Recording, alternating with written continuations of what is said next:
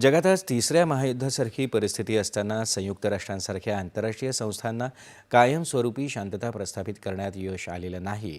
यावर धर्मसंतुलन आणि भारतीय दृष्टिकोनातूनच उपाय शक्य आहेत, असं सरसंघचालक मोहन भागवत यांनी म्हटलंय. राष्ट्रीय स्वयंसेवक संघाच्या शताब्दीनिमित्त नवी दिल्लीत आयोजित विशेष व्याख्यानमालेत संघाचा 100 वर्षांचा प्रवास, नवी क्षितिजं या विषयावर ते आज बोलत होते. संघाइतका तीव्र आणि कडवा विरोध कोणत्याही स्वयंसेवी संघटनेला सहन करावा लागला नाही, असं ते म्हणाले.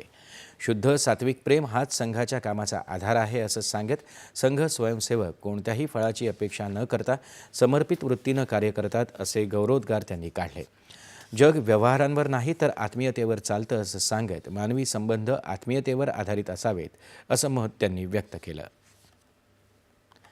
अमेरिकेच्या सरकारनं भारतातून अमेरिकेत निर्यात होणाऱ्या वस्तूंवर लावलेले